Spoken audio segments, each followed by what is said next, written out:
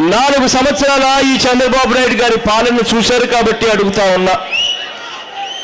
మరో సంవత్సరంలో ఎన్నికలు జరగబోతా ఉన్నాయని చెప్పి ఈ పెద్ద మనిషి చెప్తా ఉన్నాడు కాబట్టి అడుగుతా ఉన్నా. రాజ్యాంగాన్ని కాపాడవలసిన వ్యక్తులు రాజ్యాంగాన్ని దగ్గరుండి చట్టసభల్లో తూట్లు పొడుస్తూ పోతా ఉన్నారు. 4 ఏళ్ల ఈ చంద్రబాబు నాయుడు గారి పాలనలో చంద్రగ్రహణం ఏ స్థాయిలో పట్టింది అని అంటే, రాష్ట్రపతి మన రాష్ట్రానికి వస్తాడు. రాష్ట్రపతిని అక్రమ బోటులో, లైసెన్స్ లేని బోటులో రాష్ట్రపతిని తిప్పుతాడు సిగ్గు లేకుండా. లైసెన్స్ లేదు అని తెలిసినా కూడా లైసెన్స్ లేని బోట్లో రాష్ట్రపతిని తిప్పుతారు. 4 సంవత్సరాల చంద్రబాబు నాయుడు గారి పాలన ఎలా ఉంది అని అంటే, 29 మందిని అక్షరాల చంద్రబాబు నాయుడు గారు తన షూటింగ్ కోసం పుష్కరాల్లో తాను హీరోగా కనిపించేదాని కోసం తాను స్నానం ఏ గేట్లో అయితే చేయకూడదో ఆ గేటుకు తాను వెళ్తాడు. ముఖ్యమంత్రి అక్కడికి వెళ్ళి స్నానం చేస్తా ఉన్నాడు కాబట్టి మనుషులందరినీ ఆపుతారు. మనుషులందరినీ ఆపిన తర్వాత ముఖ్యమంత్రి గారు అక్కడ స్నానం అయిపోయిన తర్వాత సినిమా షూటింగ్ లో ఎఫెక్ట్ కోసం ఒక్కసారి ఆ గేట్లు ఎత్తుతారు. 29 మందిని ఆ తొక్కిసలాట్లో ఇవాళ చనిపోయేట్టుగా చేస్తారు. పుష్కరాల పర్వదినాన 29 మందిని తన షూటింగ్ కోసం బలి చేసుకుంటారు చంద్రగ్రహణం పట్టిన రాష్ట్రంలో. రాష్ట్రంలో ఇవాళ చంద్రగ్రహణం ఏ స్థాయిలో పట్టింది అని అంటే, అడ్డంగా ఓటుకు కోట్లు ఇస్తూ పక్క రాష్ట్రంలో ఎమ్మెల్యేలను కొనుగోలు చేస్తూ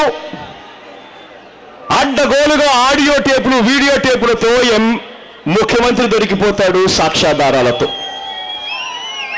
మామూలుగా అయితే నల్లధనం ఎక్కడైనా ఇస్తూ కానీ తీసుకుంటూ కానీ ఎవరైనా పట్టుబడితే వెంటనే వాళ్ళను ఉద్యోగం నుంచి తీసేస్తారు. అటువంటిది సాక్షాత్తు ఒక ముఖ్యమంత్రి నల్లధనం సంపాదించిన అవినీతి సొమ్ము నల్లధనంతో అడ్డగోలుగా ఆడియో టేపులు, వీడియో టేపులతో దొరికిపోతే ఆ ముఖ్యమంత్రి ఇంకా ముఖ్యమంత్రి పదవిలో కొనసాగుతారు. అది మన రాష్ట్రంలోనే జరుగుతుంది. ఆ ముఖ్యమంత్రి మీద కేసులుండవు అని మన రాష్ట్రంలో దొరుకుతుంది. చంద్రగ్రహణం పట్టిన రాష్ట్రం ఏ స్థాయికి దిగజారిపోయిందనంటే, అడ్డగోలుగా ఆడియో టేపులు, వీడియో టేపులతో లంచాల సొమ్ముతో దొరికిపోయిన ఈ ముఖ్యమంత్రి ఆ తర్వాత రాష్ట్రాన్ని అడ్డగోలుగా అమ్మేసిన పరిస్థితి ఇవాళ మనం చూస్తా ఉన్నాం. అడ్డగోలుగా దొరికిపోయిన ఈ పరిస్థితుల్లో చంద్రబాబు నాయుడు గారు చంద్రగ్రహణం ఏ స్థాయిలో పట్టింది అని అంటే, ఆడియో టేపులు, వీడియో టేపులతో దొరికిపోయాడు కాబట్టి గట్టిగా కేంద్ర ప్రభుత్వాన్ని గట్టిగా మనకు రావాల్సిన హక్కును ఈ చంద్రబాబు నాయుడు గారు అడిగే పరిస్థితి కూడా లేకుండా పోయింది. ఇదే చంద్రబాబు నాయుడు గారి హయాంలో. ఇదే చంద్రబాబు నాయుడు గారి హయాంలో చంద్రగ్రహణం ఏ స్థాయిలో పట్టింది అని అంటే, తన సొంత కేసుల్లో ఆడియో టేపులు, వీడియో టేపులతో దొరికిపోయారు కాబట్టి గట్టిగా కేంద్ర ప్రభుత్వాన్ని అడిగితే వాళ్ళు సిబిఐ చేత విచారణ చేయిస్తారేమో అని చెప్పి భయపడి సాక్షాత్తు చంద్రబాబు నాయుడు గారు ప్రత్యేక హోదాను ఇవాళ అమ్మేసిన పరిస్థితిలో ఇవాళ చంద్రగ్రహణం పట్టిన పరిస్థితిని మనం చూస్తా ఉన్నాం.